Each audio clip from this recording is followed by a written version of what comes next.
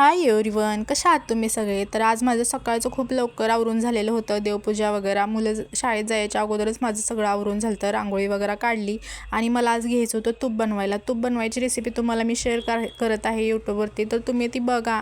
फ्रीजमध्ये 15 दिवसाची साई ही रोज काढून तुम्ही साठवून ठेवायची आहे आणि त्यानंतरच मग ते तूप बनवायचं. म्हणजे तूप कसं मग 15-20 महिन्याभराचं आपण तूप बनवू शकतो. नाहीतर तुम्ही थोड्या दिवसाची साई करून ठेवली तर मग ते नाही, म्हणजे जास्त दिवस नाही जात. ठीक आहे, तर मग चला सांगते मी तुम्हाला प्रोसेस कशी करायची. 15 दिवसाची साई साठवून ठेवायची फ्रीजमध्ये आणि ते काय करायचं त्यानंतर, आता हे उन्हाळा आहे त्यामुळे तुम्हाला बर्फ वगैरे लागणार आहे. बर्फ पण करून ठेवायचा आधीच.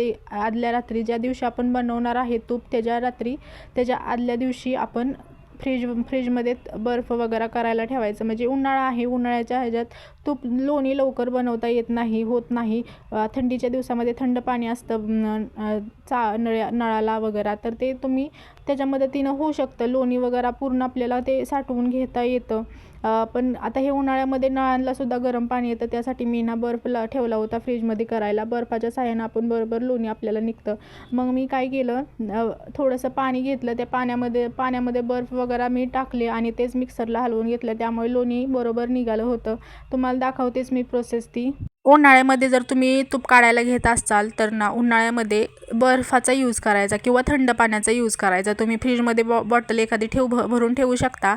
आणि पावसाळ्यामध्ये किंवा थंडीच्या दिवसामध्ये जर तुम्ही तूप काढायचं ठरवत असाल तर त्यामध्ये थोडंसं कोमट पाणी वापरलं तरी चालतं. तर त्यामध्येही लोणी निघतं पण. आणि छान असं मग मी काय केलं, बर्फाचे तुकडे वगैरे त्या पाण्यामध्ये जरा मिक्स करून ते पाणी पूर्णतः थंड केलं आणि तेच पाणी मी लोणी काढण्यासाठी यूज केलं. काही साठवलेली आहे ते आपण 2 चमचे मिक्सरच्या भांड्यामध्ये टाकायचं, त्यामध्ये थंड पाणी वतायचं आणि तेच मिक्सरमध्ये आपण फिरवून घ्यायचं. त्यानंतर असे थोडे थोडे गोळे झालेले दिसतात आपल्याला, तेच असतं लोणी.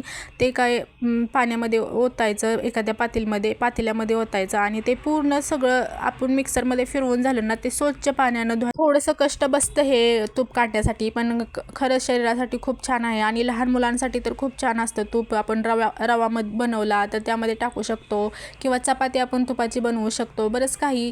किंवा खिचडी भात बनवला तरी त्यामध्येही तूप छान लागतं. त्यामुळे मी तूप हे घरात माझ्या असतंच, कायमच असतं. तूप दही हे मी ठेवलेलंच असतं घरामध्ये. त्यानंतर ही अशी प्रोसेस पूर्ण झाल्यानंतर हे छान असं आपण मिक्सरमध्ये जे मिक्स करून घेतलेलं आहे ते छान असं पातेल्यामध्ये काढायचं आणि ते पातेल्यामध्ये स्वच्छ असं ते धुवून काढायचं पाण्याने. हे असं बघा किती पाणी पांढरं निघलेलं आहे ना, ते आपलं ताक असतं. पण ते आपण 15 दिवसात साई साठवलेली असते, त्याच्यामुळे ते जरा कडवट लागतं. त्यामुळे ते काही टाकून दिलं तरी चालतं, त्याचा काही ताक वगैरे म्हणून उपयोग नाही केला तरी चालतो. कारण ते जरा 15 दिवसाचं असल्यामुळं ते नको वाटतं खायला आणि जरा त्याचं कडवटपणा लागतो, त्यामुळे मी ते टाकून दिलेलं आहे. आणि हे नंतर आपण धुवून काढल्यानंतर जे निघालेलं आहे हे लोणी वगैरे, ते मी असं कढईमध्ये टाकलेलं आहे. ते कढईमध्ये ही प्रोसेस आता तुपाची चालू झालेली आहे. हे कढईमध्ये टाकल्यानंतर हे उतू जाण्याची शक्यता असते, त्यामुळे गॅस चालू ठेवून कुठेही जाऊन बसू नका.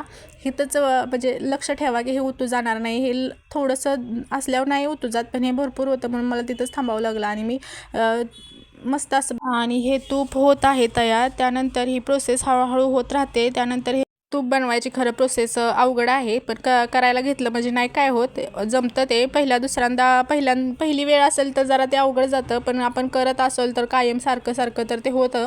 त्यामुळे हे बघा तुपाची प्रोसेस झालेली आहे.